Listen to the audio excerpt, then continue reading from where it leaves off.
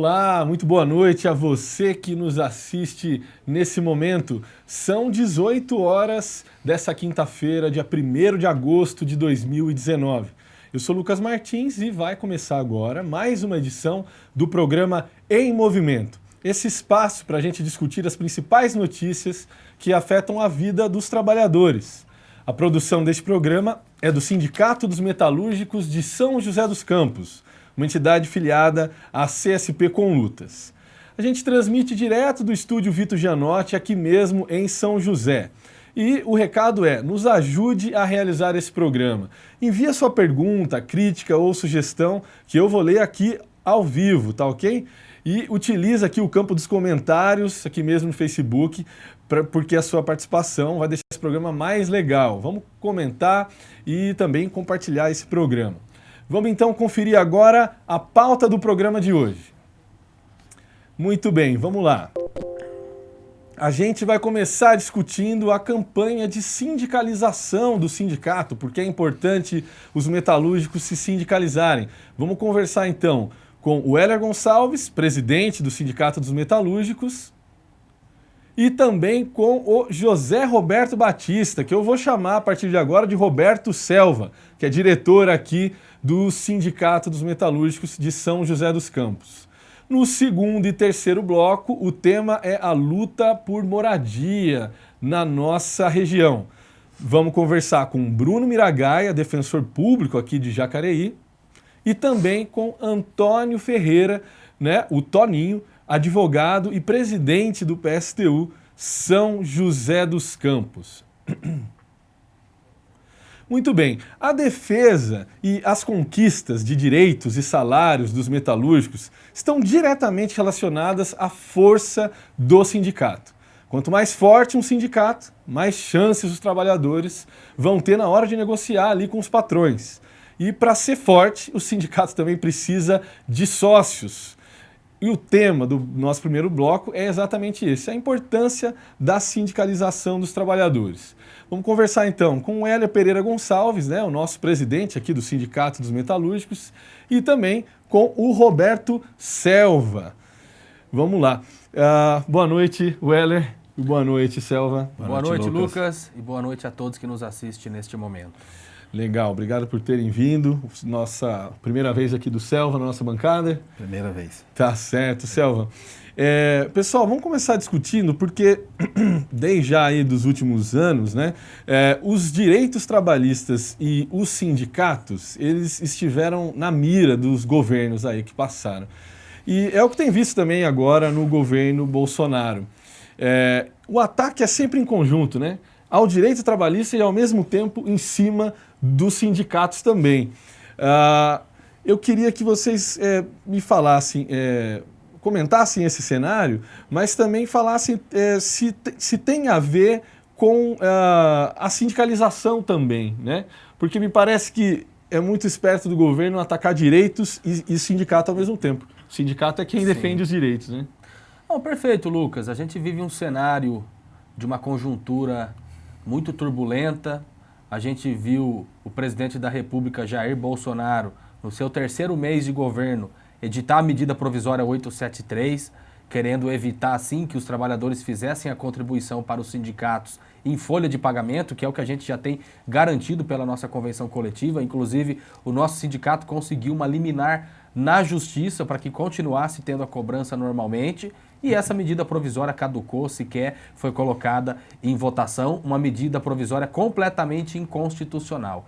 E num cenário de conjuntura turbulenta, os trabalhadores vão precisar cada vez mais fortalecerem os seus sindicatos, porque é os sindicatos que organiza a resistência dos trabalhadores, como, por exemplo, a gente assiste nos dias atuais o governo querendo aprovar a reforma da Previdência. Então, quem organiza os trabalhadores e a população em geral para lutar contra os ataques do governo são os sindicatos. Por isso, é muito importante que os trabalhadores tenham a consciência e fiquem sócios dos sindicatos. Selva, é isso aí então. Quanto mais sócio, mais forte vai ser o sindicato, mais chance ele vai ter ali na hora de sentar com o patrão ou ali de fazer uma manifestação ali, reivindicando direitos ali frente ao governo. Quanto mais sócios, mais forte vai ser esse sindicato, é isso? Perfeito, Lucas. Boa noite, Weller. Sou Roberto Selva, sou trabalhador da Embraer, Corpo de Bombeiros da Embraer. E às vezes as pessoas perguntam, né?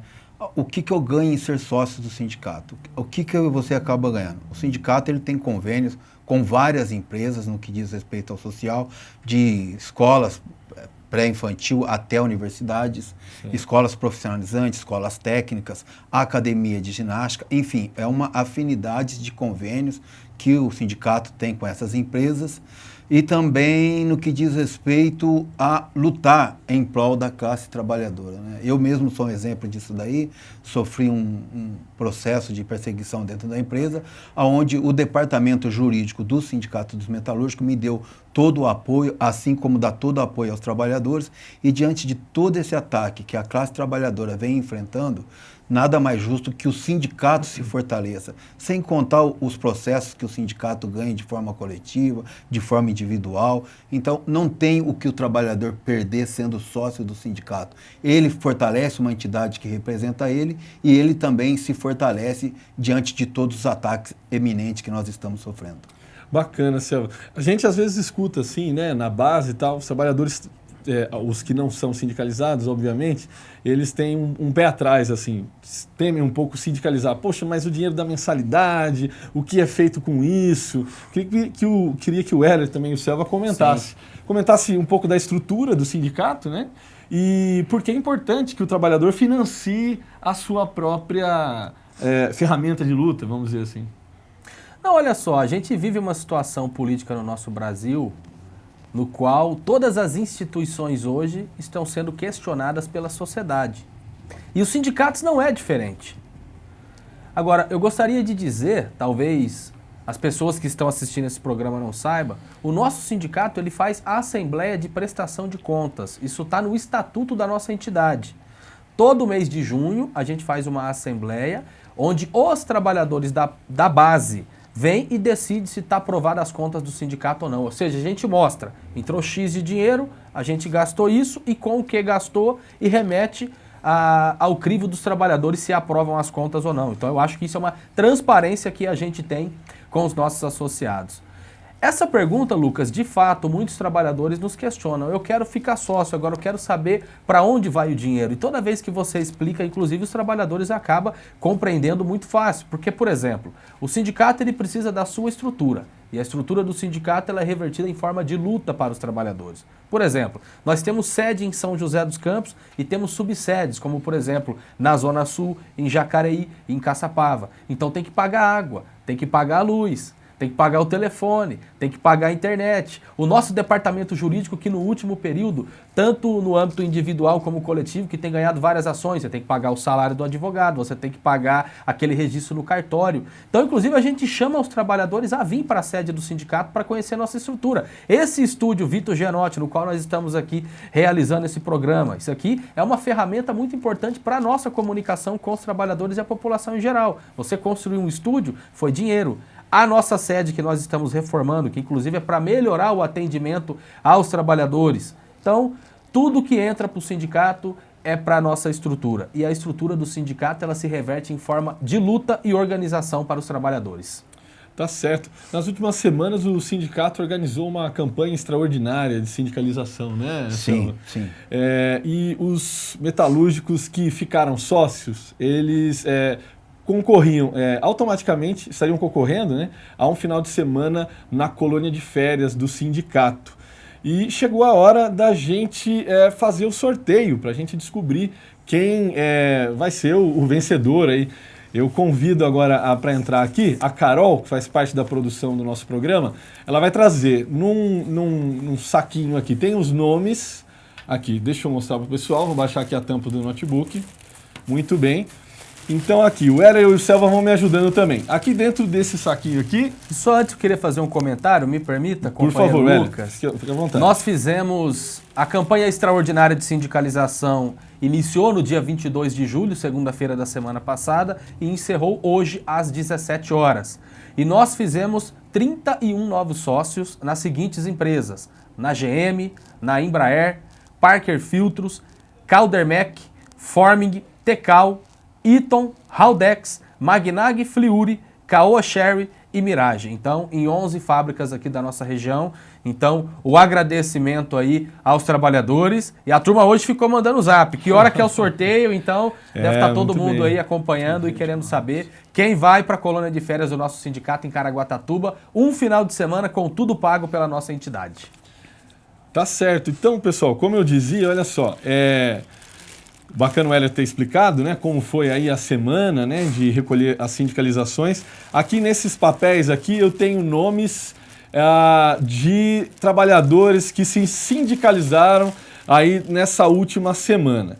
Eu vou fazer aqui o sorteio, vou botar a mão aqui dentro, sortear um papelzinho e aí tá garantido então um final de semana na colônia de férias com, né, de graça, né, tudo pago, vamos dizer assim. E também temos mais brindes aqui, olha, o Rodrigo também pode mostrar.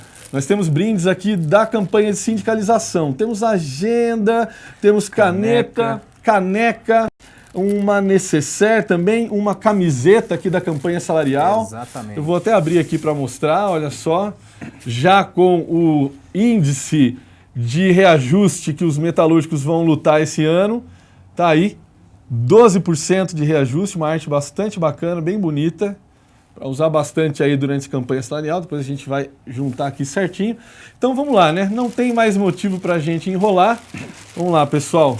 Vou escolher um aqui, ó, olhando diretamente para a câmera, não estou vendo quem é. Bom, vamos lá, saiu um, vamos ver se tem um só aqui. Só um. É isso mesmo, tem um papel só. Vamos ler. Olha só, parece até brincadeira, mas é um Lucas também, é meu xará, olha só. Lucas Rafael Diade Floriano Moreira. Eu vou até mostrar que já é da General Motors. Muito bem, tá aí, temos um sócio da GM aí que venceu aqui a nossa promoção e vai para a colônia de férias. Tem direito a um acompanhante, né, Wellington? Exatamente. Com os dependentes, se tiver filho, tá tudo incluso. Então, muito legal. Parabéns aí ao companheiro Lucas. Seja bem-vindo ao nosso quadro de associados da nossa entidade. Final de semana na colônia de férias. No sabadão, café da manhã, almoço, rodízio de pizza na janta. Tem um clube bem bacana, com piscina, sauna, a poucos metros da praia. Então, parabéns. Vale informar que o companheiro Lucas tem que vir até a sede do nosso sindicato, pegar a carta de crédito que dá direito a esse final de semana na colônia de férias, e aí ele retira lá o kit aqui apresentado por ti, que tem caneca, tem a caneta, a camisa da campanha salarial e parabéns, Lucas. Certo. Maravilha. Eu vou pedir para a Carol entrar aqui de novo para a gente continuar o nosso bate-papo, para a gente poder encerrar também. Tá aí, muito bem, Carol, muito obrigado. Tá aqui o sorteio, bacana.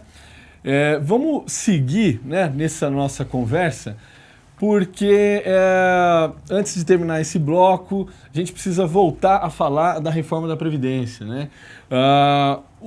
As férias dos parlamentares tá chegando ao fim e o Congresso planeja votar essa nova lei da aposentadoria no dia 6 de agosto. No mesmo dia, as entidades estão planejando um grande ato contra a votação. Esse ato acontece lá na Avenida Paulista. Weller, Selva, novamente aí a reforma da Previdência entra em cena e queria saber de vocês aqui, agora começando com o Selva, daqui a pouco a gente vai mostrar a artezinha, porque o sindicato está organizando uma caravana, né, Weller? Isso. A gente vai falar sobre essa caravana já. Mas para a gente já ir fechando o bloco, Selva, é possível ainda aí os trabalhadores com mobilização ainda barrar esse ataque? O que você pensa sobre essa votação da reforma da Previdência que está para acontecer aí na semana que vem? Em relação à votação, tem todas as condições da classe trabalhadora vencer essa luta. Ainda não foi dado por vencido isso daí, né? A gente não tem a menor dúvida que isso aí vai ser um grande ataque para a classe trabalhadora. Não vamos entrar em muitos detalhes, mas isso aí é praticamente impossível um trabalhador aqui no Brasil ou uma trabalhadora trabalhar até seus 65 anos, até seus 62 anos. Então é de vital importância a participação dos trabalhadores. Quero fazer em particular aos trabalhadores e às trabalhadoras da Embraer que venha somar com a gente essa luta, venha se associar ao sindicato. Vocês podem me procurar aí que eu estou que eu estou à disposição de vocês, tem outros diretores também, e é de vital importância a gente participar desse processo em São Paulo. Vamos para essa luta. O sindicato está disponibilizando o transporte, então não vai acarretar nenhum gasto, nenhum prejuízo para você. Legal. Muito pelo contrário, vai gerar um lucro, não só para você, mas para os seus filhos, para os seus netos, para gerações futuras que estão por vir. Ô Selva, já que você falou da caravana aí na sua fala, eu vou pedir pro pessoal soltar uma arte que tem aí, que convoca. Aí o Heller pode comentar, para a gente já fechar o nosso bloco. Essa é a artezinha aí que está rolando aí nos grupos de WhatsApp, também no Facebook do sindicato, e está falando, olha só, o nome do ato é Dia de Luta nos Estados contra a Reforma da Previdência. Vai ser na terça-feira, como eu havia dito, no dia 6, na Avenida Paulista, em São Paulo. Você pode, se você quiser se inscrever e ir com o sindicato até o ato, né? Você se inscreve pelo telefone 3946-5308. Os ônibus vão sair, né, às 14h30 aqui da rua da sede. A sede está em reforma, mas ainda é a rua aqui do sindicato, Rua Maurício Diamante, no centro de São José dos Campos. Weller, esse finalzinho de bloco eu deixo para você convocar aí a população, os metalúrgicos, a entrarem nessa luta também. Pois bem, Lucas, nós achamos que é possível derrotar a reforma da Previdência. Infelizmente, o que a gente assistiu nas últimas semanas foram as principais centrais sindicais do nosso país negociando com o governo a reforma da Previdência, que hoje é um dos principais direitos garantidos dos trabalhadores. Na opinião do nosso sindicato, na opinião da nossa central sindical, a CSP com Lutas, não tem que ter nenhuma negociação. O que a gente tem que fazer é mobilização. Foi aprovado em primeiro turno na Câmara dos Deputados, vai para votação em segundo turno, para depois ir para o Senado e depois a sanção do presidente. Nós acreditamos que neste período, se todos os sindicatos do nosso país, se todas as centrais sindicais organizarem os trabalhadores para fazer luta, mobilização e greve geral, é possível barrar a reforma da Previdência. E o nosso sindicato está organizando a caravana. Terça-feira, às 14h30, saem os ônibus aqui de São José dos Campos com destino à Avenida Paulista, lá em São Paulo, para essa grande manifestação. E não vai acontecer apenas na Avenida Paulista, vai acontecer em todos os estados, porque no dia 6 será a votação em segundo turno. Então, um chamado aos trabalhadores metalúrgicos e à população em geral. Vamos à luta em defesa da nossa aposentadoria. Legal. Eu vou aproveitar para dar uma lidinha aqui nos comentários, pessoal. A gente está com um tempinho ainda. Bem bacana aqui a participação do pessoal. Vamos dar uma olhada aqui. O Leomar Moraes escreveu para a gente. Apoiado. Trabalhador sem sindicato está só. Eu pago e nós somos muito bem representados. Muito obrigado aí pelo comentário do Leomar. Também temos, olha aqui, só um minuto. Vamos ver aqui esse comentário do José Augusto Oliveira. Ele está dizendo aqui pra gente, ó, fui demitido injustamente e estou recebendo todo o apoio aqui dos advogados do sindicato. Maravilha, eu acho que isso é aqui o sindicato sendo reconhecido e também exercendo seu trabalho, que é para isso que os metalúrgicos, né, contribuem mês a mês. Pessoal, a gente vai encerrar esse bloco então. Boa noite, Weller. Muito obrigado por ter participado aqui do nosso programa. Muito obrigado também, o Selva, que estreou aqui na nossa bancada. Eu que agradeço a oportunidade. Muito obrigado. Também, e mais uma vez, aí, parabéns ao companheiro da GM, que foi contemplado com o final de semana na colônia de férias. Um abraço a todos os trabalhadores da nossa base, deixando aqui o comentário durante a exibição do programa. E você que ainda não é sócio, não perca tempo, procure o dirigente sindical na fábrica, nas sedes ou nas subsedes, vai lá, preenche o formulário, ou também pelo site do sindicato, tem lá, www.sindmetalsjc.org.br. Não fique só, fique sócio e vamos à luta em defesa dos nossos direitos.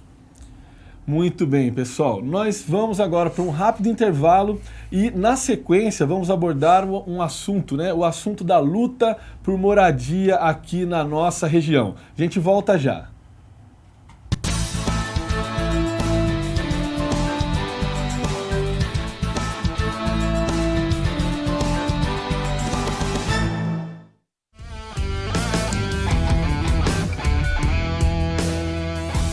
A reforma da Previdência vai prejudicar a aposentadoria de toda a classe trabalhadora, mas para as mulheres será muito pior. As mulheres enfrentam mais dificuldades ao longo da vida, em razão da dupla e tripla jornada, e porque ganham menos e são mais exploradas. Bolsonaro desconsidera essa realidade e impõe uma idade mínima de 62 anos para as trabalhadoras se aposentarem. Trabalhadoras de categorias que têm condições de trabalho ainda mais penosas perderão o direito de se aposentar com menos tempo de serviço e contribuição. É o caso de professoras do setor público. Hoje, elas se aposentam com 50 anos de idade e 25 de contribuição. Com a reforma, a idade mínima aumenta para 60 anos e 30 anos de contribuição.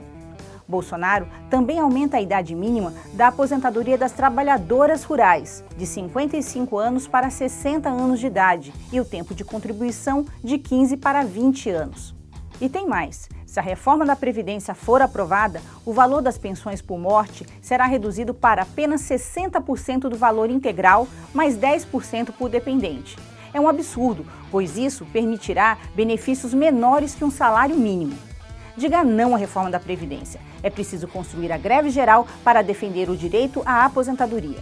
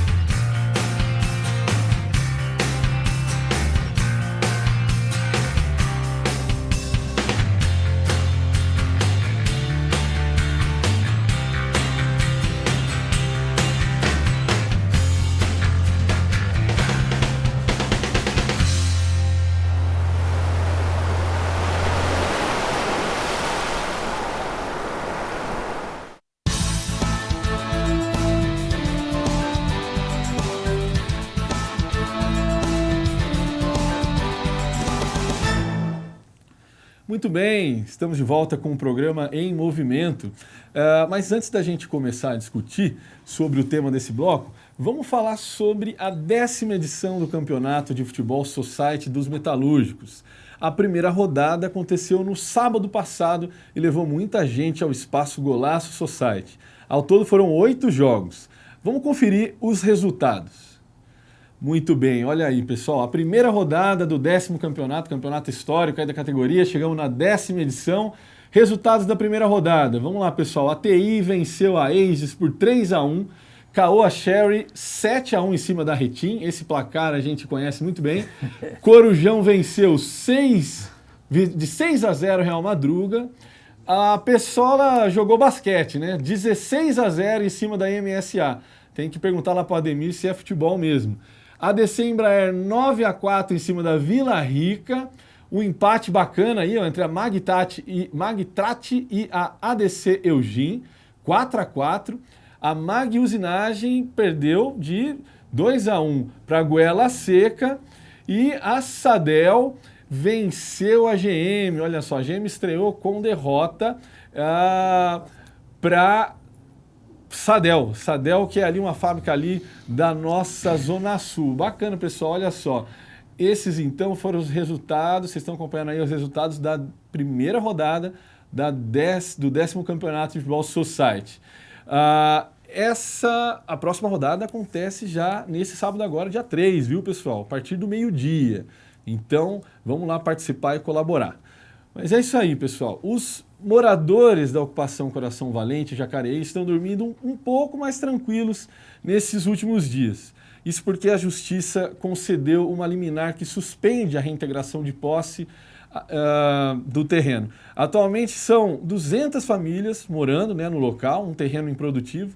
E sobre esse assunto e também sobre a luta por moradia no Vale do Paraíba, a gente vai conversar com o Antônio Ferreira, o Toninho, que é presidente do PSTU aqui de São José dos Campos, mas também foi o advogado da ocupação Pinheirinho, todos se recordam, né?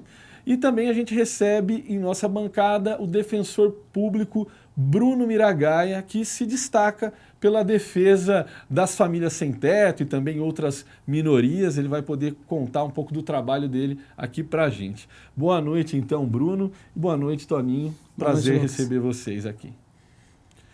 Então, vamos lá. Vamos começar o bate-papo. Eu queria falar com o Bruno lá logo de cara, Bruno, contigo. Pedir para que você comentasse essa decisão que saiu em relação à ocupação Coração Valente, porque foi você que entrou com esse pedido de liminar, né? E por que foi importante essa decisão? Por que qual foram os trâmites, né? Explica para a gente aí, que às vezes lá o pessoal não sabe como funciona. Por que foi importante essa batalha aí? Bom, primeiramente, agradecer o convite. É um prazer estar aqui podendo esclarecer, já que questões como essa trazem muitas dúvidas, né, da população em geral. A gente tem ali uma ação de reintegração de posse, né, do proprietário, já vinha com uma reintegração de posse de uma outra área, eles saíram sem uma definição política, né, da política urbanística para a cidade, e eles acabaram fazendo essa nova ocupação, porque de fato não existe solução, né, que não perpasse pela concessão da moradia. E uma nova reintegração de posse foi feita pelo proprietário, nós fizemos a defesa das pessoas, o juiz manteve a decisão de reintegração, e aí nós fizemos o recurso ao tribunal. E aí no tribunal nós conseguimos, né, como você bem colocou, uma decisão aí liminar, né, que não traz aí a solução de todos os problemas, mas de uma certa forma traz uma segurança para eles, pelo menos para a gente voltar a debater o processo. E é importante que, paralelo a isso, a gente tenha uma outra ação, uma ação civil pública contra a Prefeitura de Jacareí e contra o Estado de São Paulo, exatamente para tirar os entes públicos dessa letargia, né, dessa tranquilidade, né? A gente vive uma questão de política habitacional no município e no país como um todo, mas que enquanto não houver uma solução definitiva para essa população, seja ali fazendo a regularização fundiária, ou seja, fazendo um reassentamento adequado, a questão não vai se solucionar por esse recurso, né? Tá certo. Vamos perguntar aqui para o Toninho. Toninho, para quem não conhece ainda a ocupação Coração Valente, né? Contar um pouco da história também, o Bruno também está acompanhando de perto, né? Aqui o nosso interesse é o bate-papo, né? Contar um pouco da história da ocupação Coração Valente e, né, que é mais uma experiência de luta aí, da luta por moradia aqui no Vale, né? Não, sem dúvida. Boa noite, Lucas. Boa noite a todos aqueles que nos acompanham. É um prazer estar aqui somando nessa bancada com o Bruno. O Bruno é um defensor público muito combativo de Jacareí, tem várias lutas que ele está travando nesse momento lá, a Defensoria em Jacareí. Olha, essa história do Coração Valente é uma história que começa, na verdade, no Pinheirinho. São um setor, algumas famílias do Pinheirinho, da antiga ocupação Pinheirinho, que não conseguiu as casas lá no Pinheirinho dos Pomares, naquele conjunto Pinheirinho dos Pomares. Foi uma luta vitoriosa aquela. Infelizmente, não ficaram no terreno original, que era lá no Pinheirinho, aqui na Avenida do Imperador, ali na Avenida dos Pinheirinhos, mas que poderia ser ganho aquilo ali. Se o Estado quisesse, poderia construir casas naquele terreno. O terreno está lá perdido até hoje. Até hoje o terreno está lá sem cumprir nenhuma função social, e nós, até estava comentando com o Bruno um pouco antes, nós continuamos nessa luta, nós não desistimos daquele terreno até hoje. Nós vamos seguir essa luta para que aquele terreno realmente seja para os trabalhadores, para a população sem casa e que possa morar ali. E então algumas famílias ocuparam o Coração Valente aqui em São José dos Campos, aliás, do lado de São José dos Campos, aqui em Jacareí, mas bem do lado de São José, quase aqui, na divisa. quase na zona sul, do lado do terreno do antigo terreno do Pinheirinho, certo. E que também foi retirada. Houve uma liminar, as pessoas saíram de lá, essa luta também continua por esse terreno. O Bruno me dizia aqui que o Bruno segue com essa batalha lá, e algumas famílias foram ocupar esse terreno ali no Bandeira Branca, lá em Jacareí. Uma luta que segue. Agora, o que é mais importante, Bruno e Lucas, E a gente, vocês sabem disso, eu sei, é que enquanto houver uma família sem teto nesse país, nós temos que lutar para que tenha teto. Esse é um país rico, esse é um país extremamente rico, é a 8ª economia do mundo, não pode ser que tem famílias que não tenham onde morar. Então essa batalha é legítima. O que nós precisamos fazer é o que nós chamamos de revolução urbana, é preciso mudar o sentido da cidade. A cidade não pode ser uma mercadoria, são os grandes empresários que ganham com a cidade e fazem dinheiro com a cidade, enquanto a população pobre vive uma situação muito difícil. Os trabalhadores que moravam no Peninho, por exemplo, estão morando em um lugar muito distante, são 20 quilômetros do centro da cidade, sem equipamento público, agora que está chegando alguns equipamentos públicos, e poderia ser diferente. A população tem o direito de morar melhor. Então essa luta é que nós temos que continuar travando, não tenha dúvida. Tá certo. A gente vê ainda que em comentários pela internet, tá, em bate-papo aí nas praças, nas ruas, a gente vê que ainda há muita confusão da opinião pública, né, em relação àqueles que ocupam, né? Passando aqui pela internet, é inevitável dar uma lida em comentários e tal, e você acaba lendo o tipo de coisa assim, olha, esse pessoal são invasores, eles estão querendo privilégios, eles vão passar na frente de outras famílias para conseguir essa casa e tudo mais. Isso é coisas que a gente vê por aí. Eu queria dar esse espaço para vocês agora, o Bruno e o Toninho, darem a versão, né, de vocês que são especialistas aí no assunto. Eu acho que a questão da fila habitacional, ela é um problema, mas ela é um problema do próprio gerenciamento dela, né? A gente teve que entrar com uma ação civil pública em Jacareí para que a prefeitura fizesse a transparência dessa fila, né? A gente não tinha a indicação dela no site da prefeitura. E a gente exigiu também que a prefeitura colocasse, de uma forma publicizada, os critérios de seleção das pessoas, né? Quem criou a fila e o déficit foi o próprio poder público, né? Gerenciar isso é responsabilidade do poder público. Enquanto não houver, né, como bem colocou o Toninho, uma política efetiva, né, de reforma urbana, essa fila só tende a crescer, né? Há indicativos de que essa fila em Jacareí era de 16 mil pessoas. Hoje a prefeitura utiliza critérios que são de 2010, já quase 10 anos, que indicam um número menor. Mas ainda a problemática é gigantesca. Eu tenho para mim que essas pessoas, em específico, do Coração Valente, elas têm sim direito, né? Até agora não foi informado no processo, ou mesmo pelo poder público, se elas já estão na lista, né? A que ano, né, que elas foram colocadas numa lista. A única coisa que nós sabemos, e isso é muito claro, porque isso é corriqueiramente dito pelo poder público, é que não existe programa habitacional na cidade de Jacareí. E muitas vezes atribuindo culpa ao Estado de São Paulo. Hoje o que a gente busca é que o poder público dê uma resposta, né, pela destruição dos programas de política habitacional pelo governo federal. Se você for ver o Minha Casa Minha Vida, é um programa que acabou, né, para a população de baixa renda. O Minha Casa Minha Vida faixa 1, que aí atinge até, né, de 0 a 3 salários mínimos, isso acabou. E o poder público, que dependia quase que exclusivamente de recursos federais, hoje se encontra numa posição em que ele precisa dar uma resposta.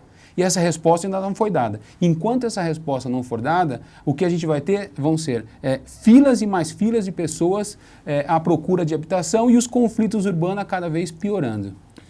Tá certo. Antes do Toninho comentar essa pergunta, eu pedi licença aqui para o Toninho. A nossa equipe de produção foi lá até a ocupação Coração Valente e foi conversar com o pessoal, até para a gente entender, passar aqui para quem está nos assistindo, quem são, né? Quem são esses moradores e tal. Vamos conferir alguns trechinhos de entrevistas que foram gravadas nessa semana para a gente saber, né, quem são esses moradores da ocupação Coração Valente. Pode soltar aí, André.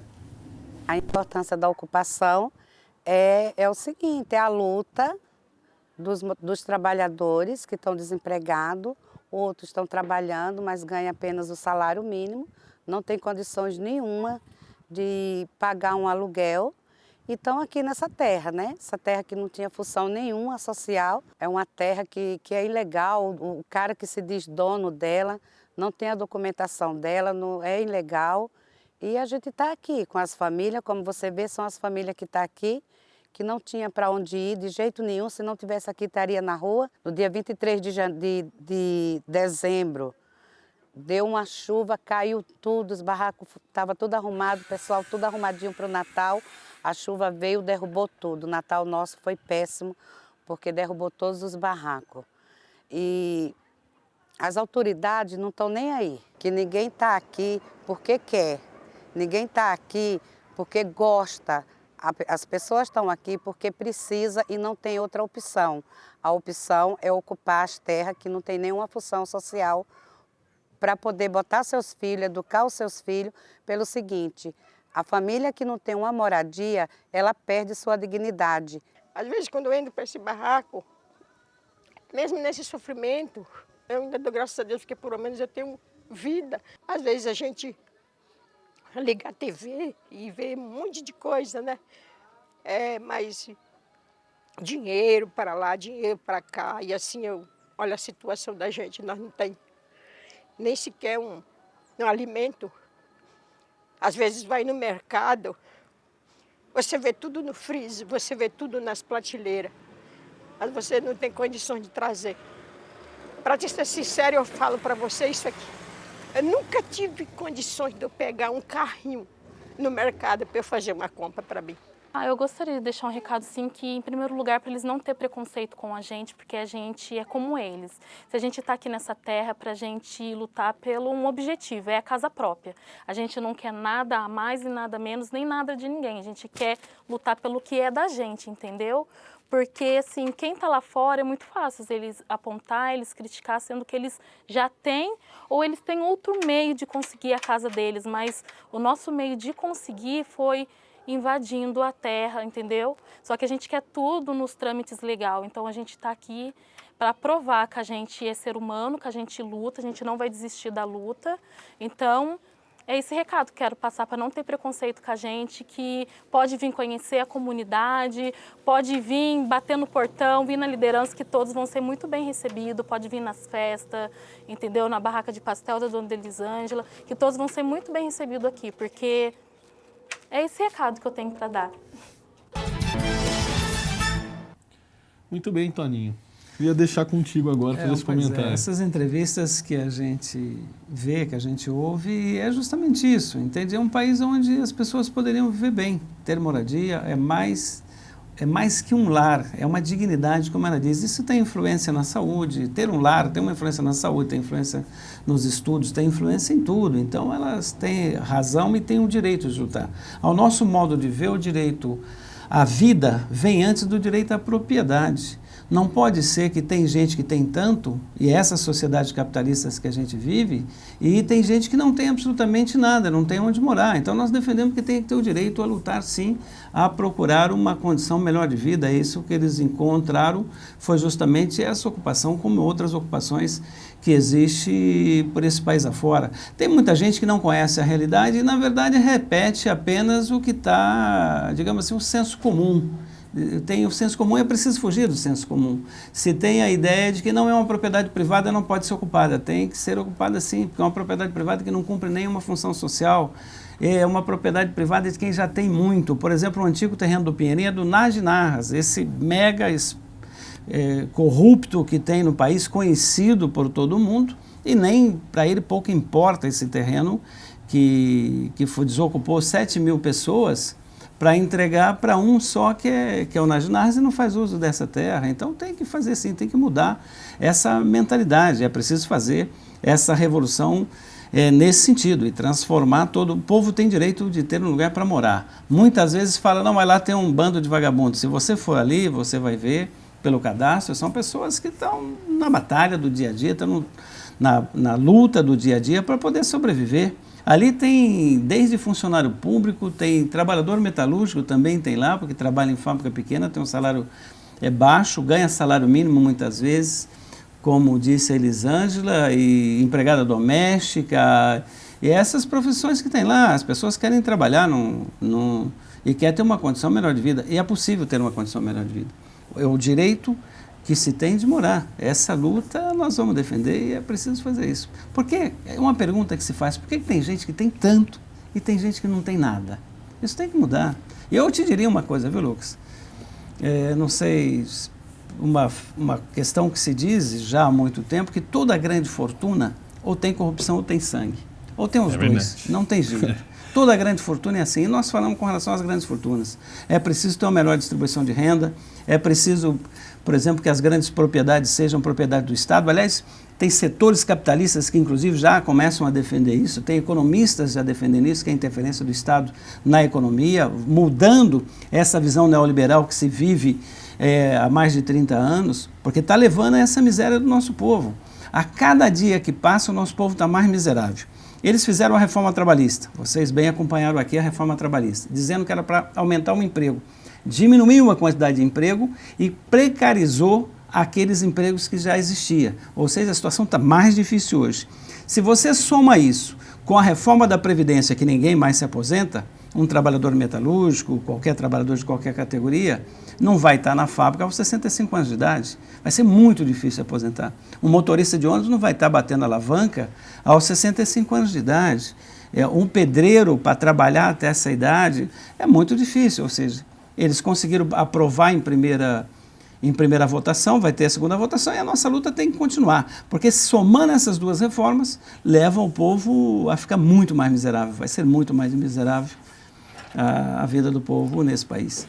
Tá certo. A gente vai continuar com esse bate-papo aqui no próximo bloco. Então, vamos para um rápido intervalo. Daqui a pouco a gente está de volta.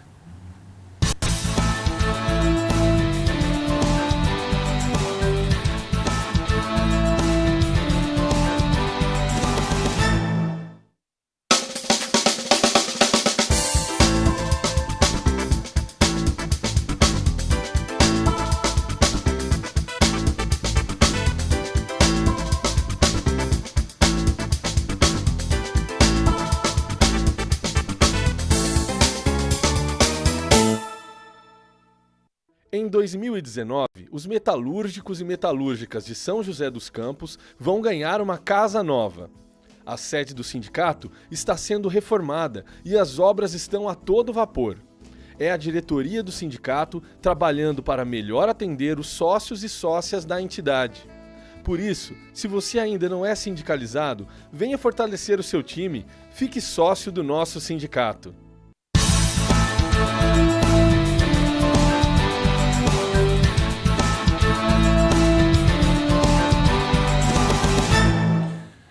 Estamos de volta, então, com o programa Em Movimento e o nosso assunto é a luta por moradia aqui na nossa região. No ano passado, foi divulgado um estudo realizado pelo urbanista Edécio Fernandes, que é professor de Direito na Universidade de Londres. Essa pesquisa afirmava que no Brasil existem quase 7 milhões de famílias sem teto. No entanto, também há, no país, 6 milhões de imóveis desocupados. É isso mesmo, gente. Quase aí 1 milhão, só uma diferença de 1 milhão entre famílias e imóveis. Bruno e Toninho, vou começar com o Bruno. Explica pra gente entender essa situação. Se há tantos imóveis desocupados ainda no Brasil, por que ainda existem tantas pessoas sem ter, como o Toninho disse, o conforto mínimo de um lar, né? Eu acho que é a falta da iniciativa, né, de tratar o direito à moradia como um direito humano, de fato. E não é por falta de normas e instrumentos, a gente vive um cipoal, né, um emaranhado de leis e de instrumentos de proteção do direito à moradia, mas, por outro lado, você tirar esse direito do papel e exercê-lo, né, na prática, isso é uma outra luta, e é uma luta que os movimentos populares têm que, de fato, não podem abrir mão, né? A gente viu ontem um grande ato, né, em São Paulo, por luta, né, de moradia, reivindicando do governo do Estado um posicionamento sobre uma política efetiva ao longo desses 7 meses que não foi apresentada e que daria resposta a isso, né? Então você tem diversos instrumentos que identificam, né, imóveis vazios, que taxam os imóveis vazios, você tem o IPTU progressivo ao longo do tempo, você tem a própria desapropriação, né, a bem do interesse por falta de utilização ou subutilização, você tem a utilização compulsória, né, e que você não vê a implementação disso, né, na história do país e principalmente nesse momento. Os imóveis ociosos, eles vêm numa lógica, né, de especulação imobiliária, é paradoxal, né, quase que esquizofrênico você vê o número de pessoas sem teto, né, quase 7 milhões hoje, 1,6 milhão no estado de São Paulo, e, ao mesmo tempo, quase o mesmo número de imóveis vazios sem utilização à espera, né, de valorização imobiliária. Em Jacareí, por exemplo, a gente não tem um indicativo do número de imóveis ociosos, subutilizados, vazios, mas ao mesmo tempo a gente tem uma lista gigantesca, né, de imóveis. Agora, na revisão do plano diretor, é um dos pontos que nós exigimos, pelo menos para Jacareí, que seja identificado isso, que se institua uma política com instrumentos já existentes, né, para obrigar os proprietários, né, a darem utilização, a darem função social a essa moradia, né, e se não derem função social, que essas áreas tenham uma resposta do Poder Judiciário. Hoje o Poder Judiciário ainda ele não responde, né, a previsão constitucional de que a propriedade só pode ser defendida se tiver a função social respeitada. Sem a função social não há direito de propriedade a se defender. E o que a gente exige no plano diretor, por exemplo, na revisão do plano diretor de Jacareí, é que esses instrumentos sejam aplicados até o momento efetivo da gente ter a desapropriação, se for o caso. Embora a gente vê agora também uma nova batalha a ser travada, né, no governo federal, em que uma medida provisória, em que um projeto de lei, né, uma PEC do Flávio Bolsonaro, quer mudar o conceito de função social, esvaziando, né, a proteção, né, que as pessoas têm na ocupação e na utilização de imóveis que não têm função social, em descompasso com a proteção do direito à moradia, que vai gerar, consequentemente, uma maior fragilidade das pessoas e uma colocação ainda num déficit ainda maior, né? A gente não pode esquecer que esse déficit ele é criado pelo próprio Estado, né, por falta de investimento, por falta de prioridade, ou melhor, ou priorizando outras políticas públicas que não necessariamente a política de moradia e de cidade que a gente vê hoje. Tá certo, Bruno. Toninho, ainda dentro dessa pergunta de explicar, né, se a gente tem tantos imóveis aí desocupados, queria trazer aqui para a nossa região também, o Bruno já começou um pouco na fala dele, né? Nossa região ela tem um histórico, né, de terrenos, né, de ocupações de terrenos, de áreas, né?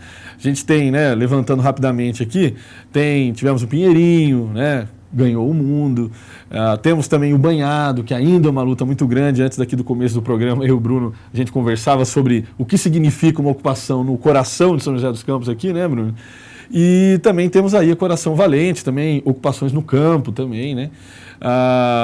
Queria que você comentasse, nesse sentido, essa política também de habitacional aqui, localizado na nossa região. Não, veja só, até a pergunta que você fez antes, Lucas, tem a ver com a sociedade capitalista. É uma sociedade que é gerida em busca do lucro, é apenas o lucro. Como vive o ser humano, como a população está vivendo, isso pouco importa. Se der lucro é o que importa. Então é isso que acontece. Então uma sociedade capitalista é assim, o que é um governo? O governo nada mais é do que um comitê para gerenciar os grandes negócios. O governo, quando fala, ele fala para os grandes negócios, e o governo é isso, tanto o governo do Estado como o governo federal, e com esse governo, inclusive, de extrema-direita. Por exemplo, a ocupação de terra para esse governo é motivo de morte. Veja a posição dele com relação às mineradoras que ocuparam a aldeia indígena no Pará, no Amapá, ou vide a posição dele com relação ao que fez a ditadura militar, com relação ao pai do Felipe Santa Cruz, presidente da OAB Nacional. Eu queria até te dizer, tive a oportunidade em 1979, de conhecer inclusive a Ana Santa Cruz, que é a mãe do Felipe Santa Cruz, mulher então do Fernando, que foi assassinado em 74, isso em 79, e ela continuava na luta, era militante da Convergência Socialista na época, e essa é a visão que se tem o governo, ou seja, é um governo que a visão é uma visão capitalista, tudo voltado para o lucro, o desmatamento, essa briga com o INPE, que está fazendo, aliás, a melhor resposta que eu vi ao Bolsonaro até hoje foi do Ricardo Galvão, quando deu essa resposta a ele, disse, olha, eu não vou sair, se quiser venha me tirar. Então, aí nesse sentido, o povo tem que lutar, lutava antes, tem que continuar lutando, lutou nos governos anteriores, porque precisava lutar, porque também eram governos capitalistas, e nesse também tem que continuar lutando. Então não tem saída, por exemplo, o histórico aqui é grande, até antes do Pinheirinho, o Campo dos Alemães foi uma ocupação. O Dom Pedro foi uma ocupação, se ocupou as casas, porque se fizeram as casas e não entregavam as casas. Se o povo não tivesse entrado nas casas, não teriam distribuído. Depois, e tem várias ocupações por São José dos Campos, o Morro do Regaço, o Banhado, tantas outras. o próprio Pinheirinho e agora Coração Valente e vários outros lugares assim. E tem, por exemplo, aqui no Taquari tem uma ocupação de sem terra, que é rural. Sim. Espero que lá se ganhe, vai ganhar, eu creio que vai ganhar, está bem encaminhado. Vamos ver, infelizmente, aí Bolsonaro colocou no INCRA um general, vai ser um general pouco, né? Que vai ser para variar, mas eu creio que vai ser vitoriosa. E tem várias ocupações, aqui em Taubaté, em Tremembé, várias ocupações rurais, e o povo produz. Bom, aqui em São José também tem a Fazenda Santa Rita, aqui, que foi uma ocupação que o povo mora lá até hoje, produz, vende na feira, só ir na Feira de Santana, aqui em São José dos Campos, ver a barraca dos trabalhadores rurais ali da Fazenda Santa Rita. Então ali eles estão... essa luta segue e é preciso seguir. Enquanto tiver aquele que não tem a condição de viver, precisa continuar essa batalha, não tenha dúvida. Tá certo. A gente já vai, né, encaminhando aqui já para os finalmente do programa, mas a gente tem tempo ainda. Queria ouvir do Bruno, né, um pouco sobre o trabalho dele que ele desenvolve na Defensoria Pública. O Bruno, para quem não sabe, já foi premiado pela Câmara Municipal de São Paulo, né, com a medalha Anchieta. Na época, ele atuava em prol dos comerciantes de rua, né, o comércio ambulante. Trazer um pouquinho para a gente, Bruno, do trabalho do defensor público, né? No seu caso, alguém intimamente ligado às causas sociais, né? A defensoria, de fato, ela tá conversando com o Toninho ali, é gratificante, né, essa atuação na defesa das minorias, né, num país tão desigual, né? Então a defensoria ela te proporciona isso, profissionalmente e como ser humano, né?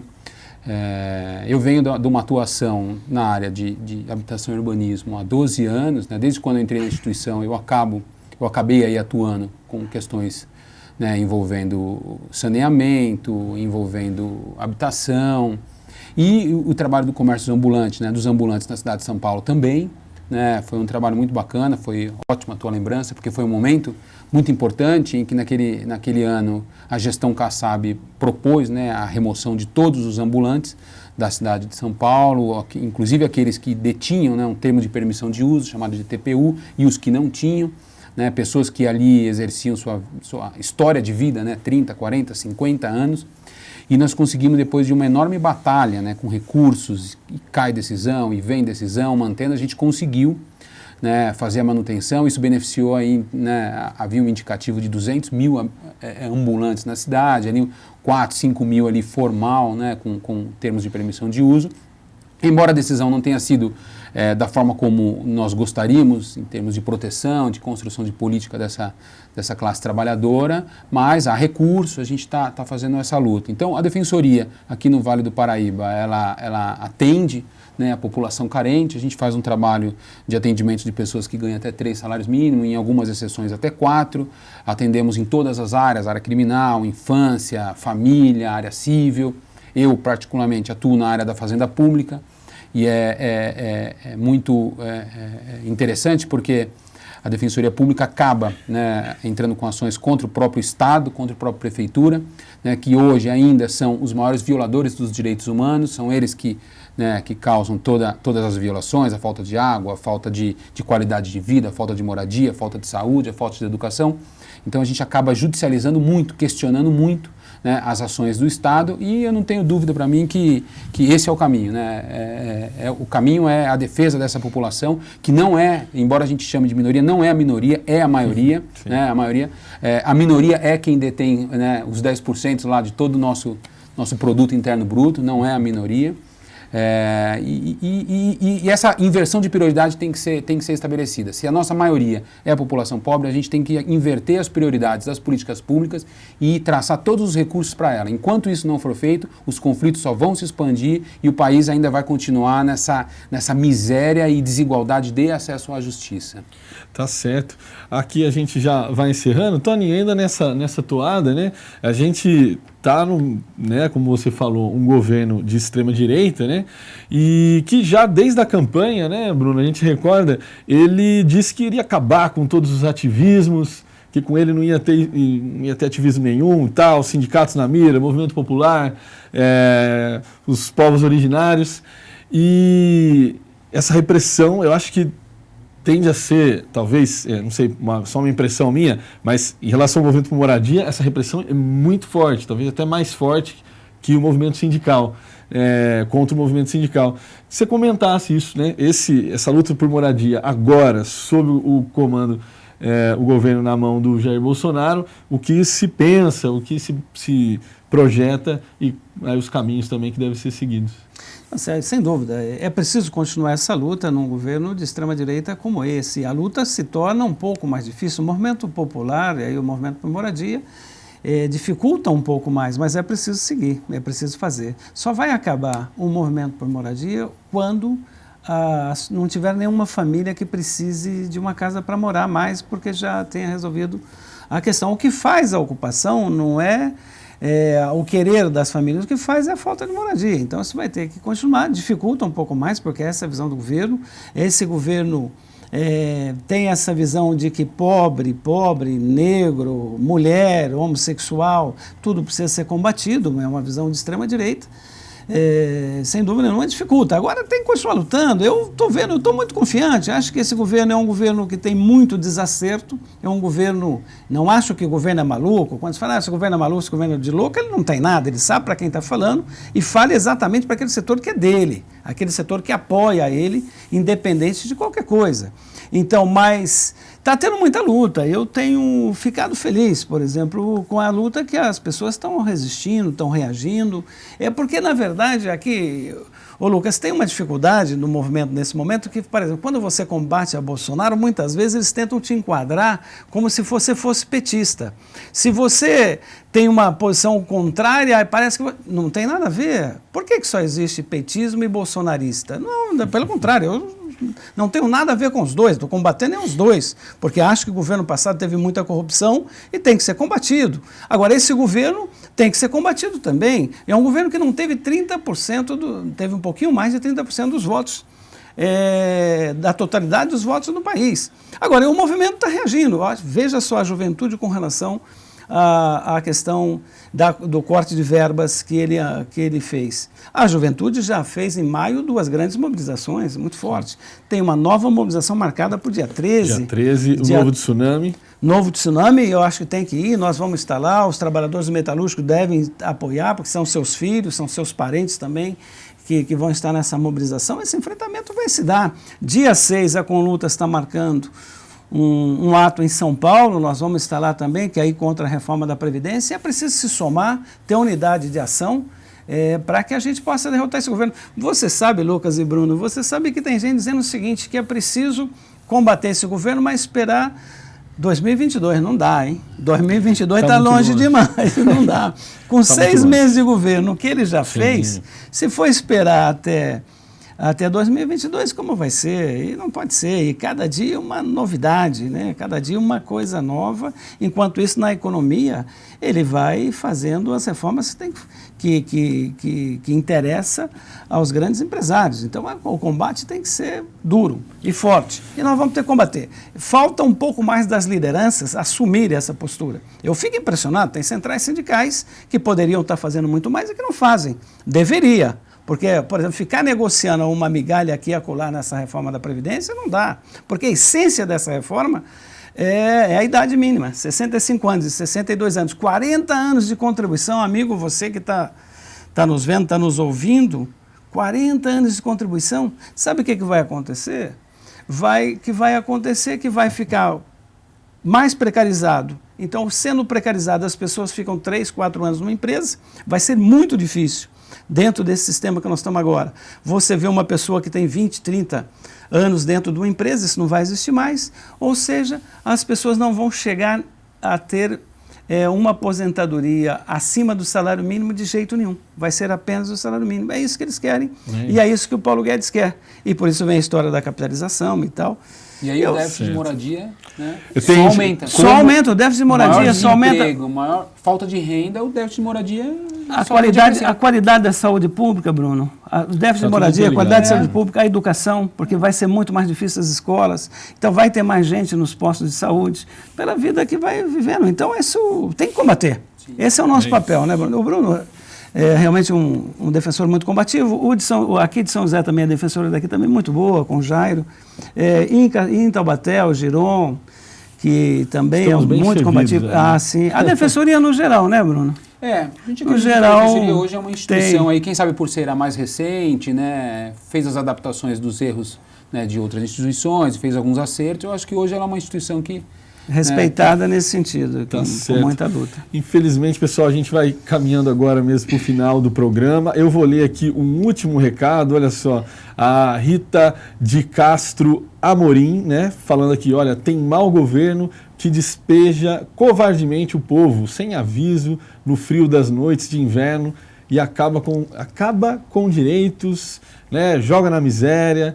E aqui a denúncia aqui da Rita. Muito obrigado a você que enviou seu comentário também, ajudou a fazer esse programa.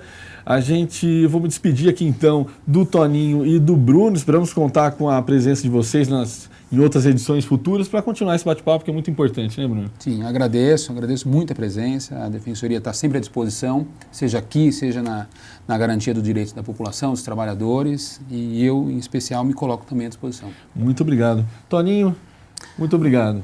Eu que agradeço, Lucas, essa oportunidade de poder falar. Eu gosto de um bom debate, eu acho Tá certo. muito legal isso e também está somando aqui a mesa com o Bruno, isso é fantástico. Eu também aceito o convite para outras vezes estar aqui presente. Muito bem. Pessoal, então é isso. Queria agradecer a você que nos assistiu aí, que enviou a sua pergunta para o programa. A sua participação é sempre especial, né? Foi muito bacana hoje, bastante gente. Agradecimento também à nossa equipe de produção, a Gabriela Fani, a Carolina Guido, o André Barbosa e tivemos a volta também do Rodrigo Correia, muito bem, que voltou de férias agora e na semana que vem vai estar de volta aqui na nossa bancada. Seja bem-vindo, viu, Rodrigo? Na próxima quinta-feira nós temos mais um encontro a partir das 18 horas. Até lá!